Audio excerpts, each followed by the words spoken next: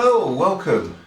I thought we'd have a look at something we probably all remember, and this is exactly where I got started in modern railways all those years ago. I didn't stop for several years, and it's only when I've got a bit older I've decided to really get back into it. And I was bought this back in 1978, and I think a lot of children had these sets. They were quite expensive, I think, in the day. But there was actually, just reading from the internet, and there was actually 32,000 of these sold back in 1978, 79. And this is the LMS Express passenger set. You get an oval track, and it comes with a Duchess of Sutherland locomotive. And it's sort of all based around the 1930s. So you get, let's just say, the contents is supposed to be large oval track, level crossing, home and distance signals, uncoupling ramp, power clip and card tunnel. So let's have a look, see what we've got left, see what was added, because I know a few things was added over the years on these. So first of all, let's get it out of the box. And the box has seen better days. It's starting to fall apart. The cellophane on the front is definitely come loose. You might need to sort of fix that back in it. All the glue is sort of all dried on the cellophane. Let's just pop that to one side. And what do we get with this? Well, first of all, the very popular catalogue, Hornby catalogue of its day. So, and in this it's actually quite an interesting sort of read, and you can see a young modeller there clutching his Hornby Duchess of Sutherland Express passenger train set, you know. So there's quite a lot. HST, that was actually out in 78, and you've got the this is the one we're looking at today, and this is the Express passenger set, and it came with, I think, less than what we've got in this box in track wise. So let's have a look, see what we do extra, whatever do we do have. So we've got a locomotive lubrication and maintenance chart. So it tells you all the areas to lubricate. I don't think I really paid much attention to that. Probably my father did. And it gives you quite a full breakdown. I'm probably interested in seeing how it all breaks down, because I took things apart all the time then. Okay, so we have locomotion operator maintenance guide.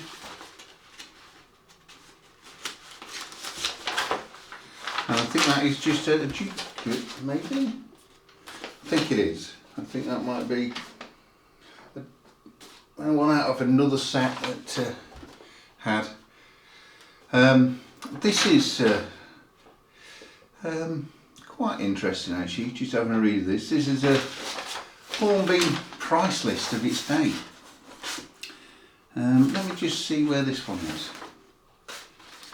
So, oh yep, R.697 LMS Express passenger set, Duchess of Sutherland locomotive, 2 LMS composite coaches and brake coaches, tunnel, level crossing, signal set, large oval track, and it says there £45.13, but that's total individual items, and this was, if you bought it as the full set, £37.75.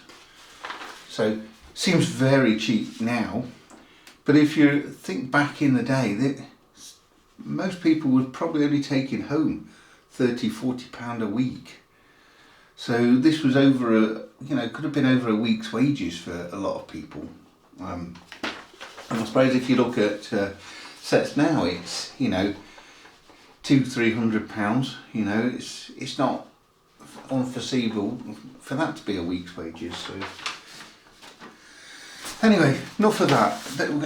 We want to have a look at the set. So what do we get? We've got a power supply that's actually had a lot of use. I do have a better Hornby power supply out of a later set that we're going to use with this one. So I think these, I remember, it's like the 3-speed and the reverse, and it was great because not a lot of sets actually came with power supplies. So we have coaches. Now this is the brake coach, one of the brake coaches, and we'll have a look at the brake coach on the white background in a little while as well. So let's just have a look around this. It's actually still in very good condition. Wheels look nice and clean. Must have been chrome plastic wheels. Little bit of a wobble on the wheels when you want to run them around now. Don't think that would have been acceptable by today's standard. Not many modelers would have accepted that, but I think back in the day they ran perfectly fine. So this is one of the composite coaches. So it was a first class and third class. They didn't bother with second class then. It was like you either slummed it in third or you paid the extra premium and got first class. So this one's all in nice condition as well. No buffers missing. So we'll have a really good look at both of those. This is just a duplicate, obviously, of the brake coach. All the coupling's still intact. And obviously another duplicate of the composite. So you've got two nice composites and two brake coaches, one to run at either end of the train. Before we get the locomotive out, let's have a look at the rest of the extras. And the uncoupling ramps are not the correct ones anymore. Or are they the to do with the level crossing? So I think they're to do with the level crossing actually. Yeah. Why there's two of them? Must have been one from somewhere else. And I don't see, oh, we have the uncoupling ramp there. Sprung loaded uncoupling ramp with its little, indicate, tell you where it was on the track. And a nice little post that you would actually put on the track there. Hopefully you can see that. We've got level crossing gates with no stickers on.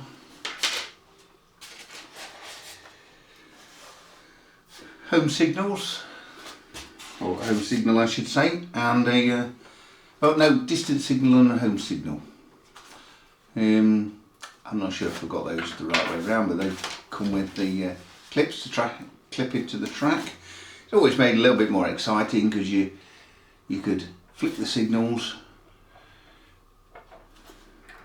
and it was just a little bit more play factor.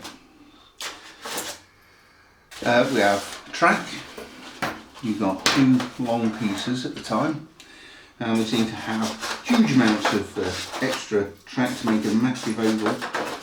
I won't have enough space to actually put all this out, so I think it came with just the two pieces.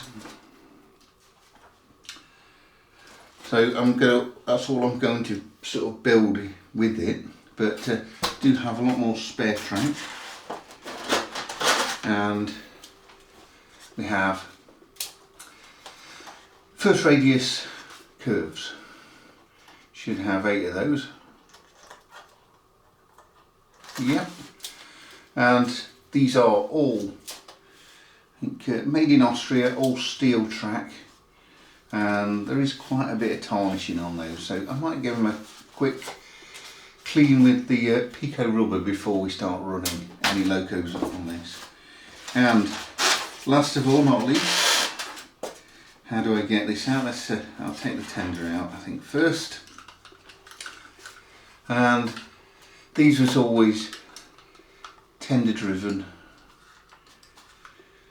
I think it would have been so much better if Hornby had actually done loco driven at this time. But let's make a little bit of space so we can actually see this locomotive. And let's see if we can get this out without damaging anything. As a kid, you'd have probably pulled it straight out of the box, and that would have been the first thing I would have lifted out of the box. So I'm going to put that there. I'm going to just put this down out the way. It gives us a little bit more space. And there we go. The Duchess of Sutherland locomotive. Now it's got some, it's just where it's been in storage. It's got a little bit of white on there. I don't know what that is actually, where that's come from, some dust or dirt or, but I'll give that a bit of a wipe over. But as you can see, actually it's not that heavy. This is mainly because it was designed to be free rolling and pushed along. But it's got nice handrails on there. Actually they're quite nice and fine for the day.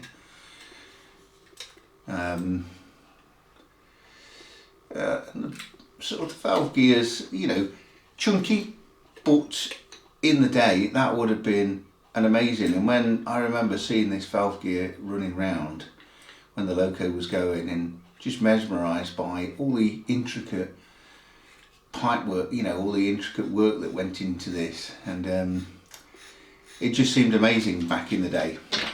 And the tender was clipped on, just a sec, and then that drew one set of power through the locomotive and one set of power through the tender, so you couldn't just run the tender along on the around the track because it still needed the other pickup. It would have been quite funny to have just had the tender running and locos, you know, pulling the carriages. I think that would have amused me as a child. But once I've got this set up, Christmas Day, running around and just going round and round on the track for hours, you know, it was just such amusement. And that's what we're going to do today. We're going to get this up and running. I'm going to build the track, and once I've got it built, it's going to be on the carpet exactly as it would have been back in the day, and we're going to start running it. Okay, there we have the oval of track sat down on the carpet as it would have been in 1978 Christmas. You've got 2 long straights, 2 short straights, and first radius curves. So let's see if we can get the power connected.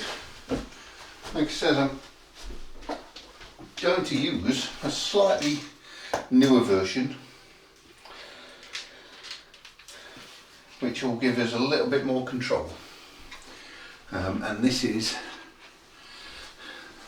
slightly later Hornby one to give you a lot more control over, as it had more of a variable control, although it's a variable resistor, not a solid state.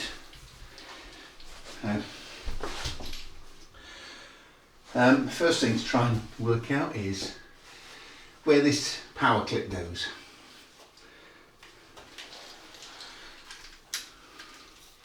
And I think I do have a power socket, so give me a minute and I'll get that power clip on.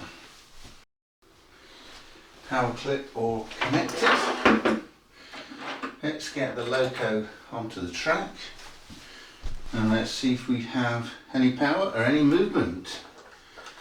You've got to remember, this hasn't been around for a very long time, so I don't even know if we're going to see it run without having a look, or a little bit of maintenance, following the maintenance guide.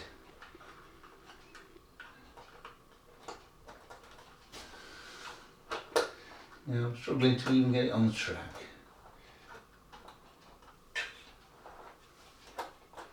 maybe because it's on a carpet.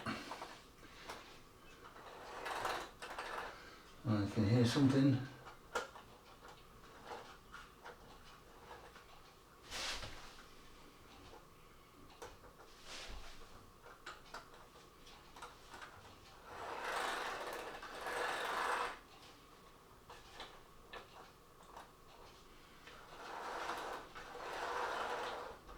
Right, we are on.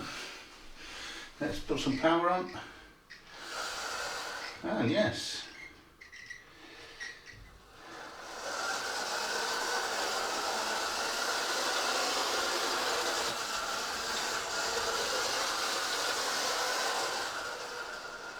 A little bit jerky around that back piece there. So let's put some coaches on.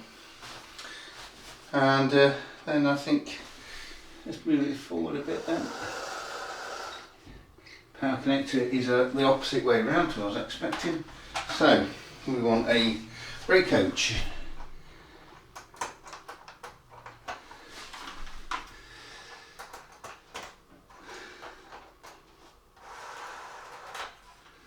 There we go. I think with a small oval track like this, you really only wanted probably 2 coaches. But giving you 4 coaches meant obviously you've got a lot more room for expansion. It's not as easy connecting them on a curve. So that the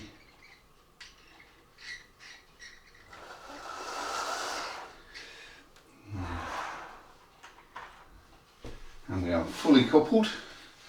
So let's just see if it all runs round. Pulling a load. I expect to get some traction problems. A little bit of stuttering on the parts of the track. Probably just due to the power connectors.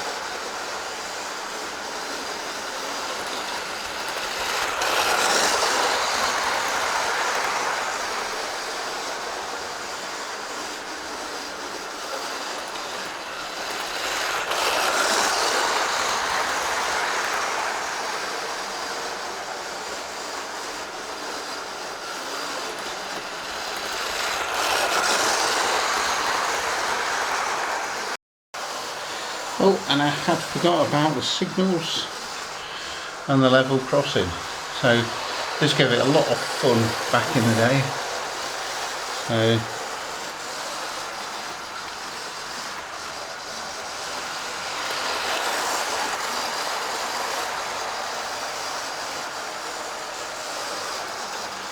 and you have hours and hours of fun watching this run round an oval track.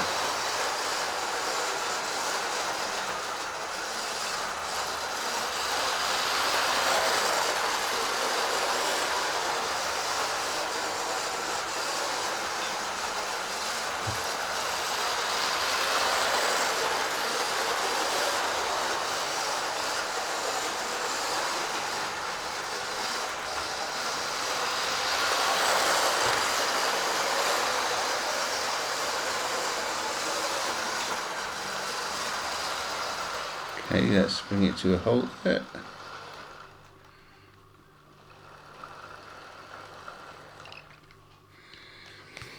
And we're going to have a look at a bit more close detail of this locomotive and coaches. And there we are, up close and personal with the Duchess of Sutherland. Let's just zoom in a little bit.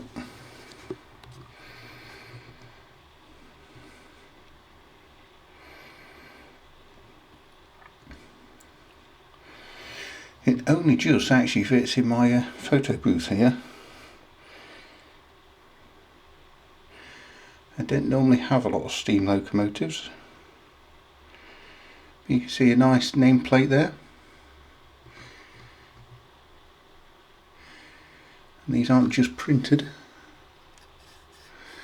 Oh, are they? Yes, I think they are just printed. They're very good quality. Nice running number. No glazing fitted though, but it does have the whistles. So they are brass on the top, and the tender.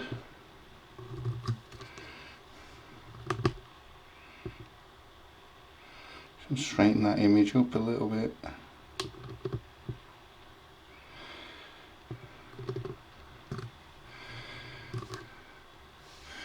So we can have a look at the other side.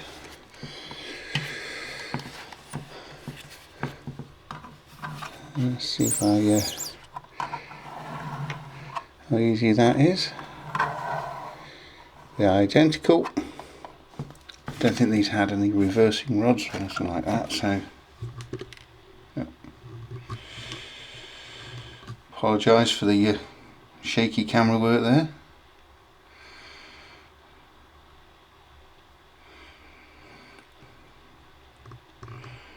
When I was a child, this was such an amazing quality locomotive.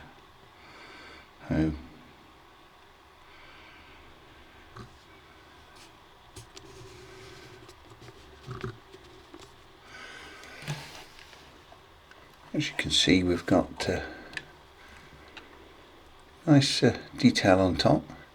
There's a very noticeable mould line running right on the cross of the top of the boiler there, and it has quite a nice realistic coal load as well.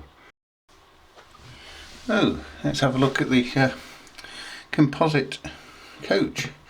So these coaches are so free running, they kept running off my piece of track, so I decided to just put them on the plain white surface, and we'll have a look up close.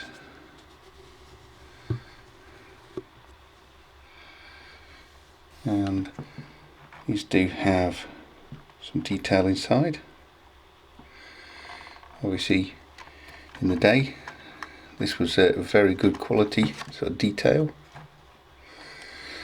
There is a break on the plastic there, very common, especially for showing its age.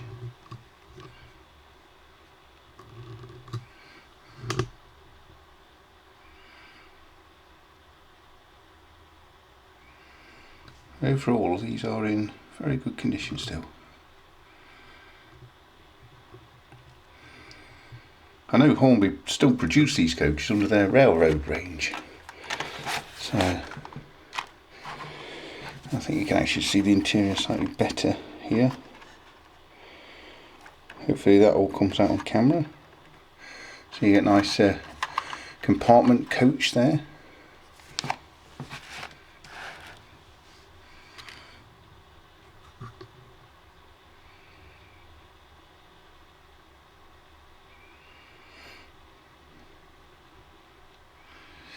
Actually nice moulded detail on the doors.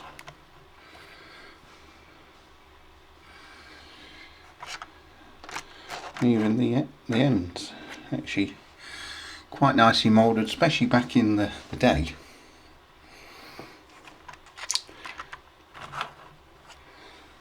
So let's have a look at the freight coach. There we have the freight coach. And these were just third class and facility for the guard. So let's have a look at a bit more closer detail. Obviously not a lot of detail on the underframe.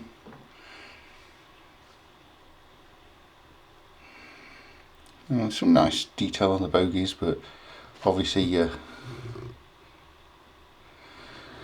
not a huge amount, especially for the day.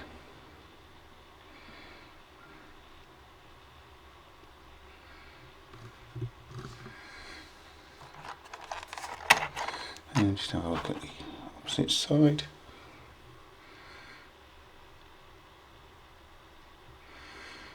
See the frosted window there for the toilet.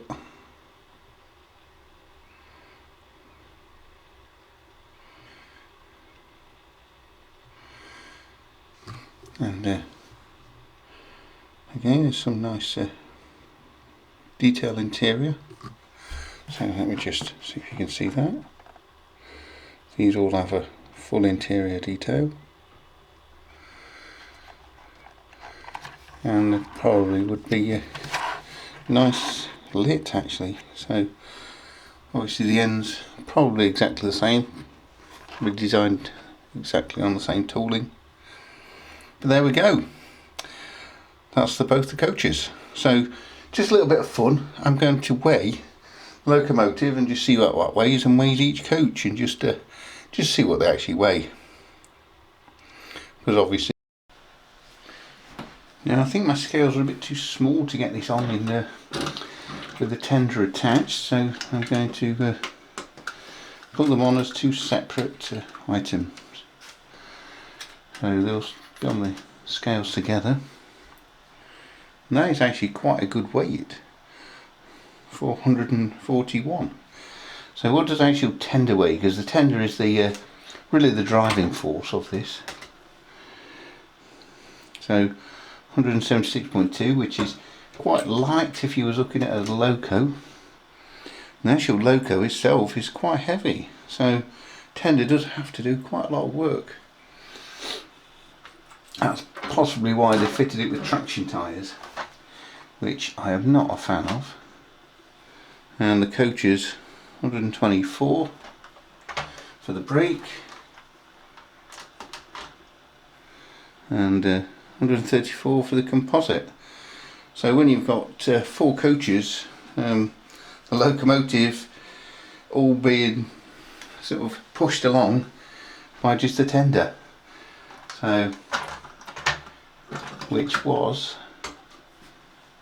176. So it's quite really, in modern terms, quite a light locomotive. I hope you have enjoyed watching this video. I'll see you on the next one. Take care and have a good evening.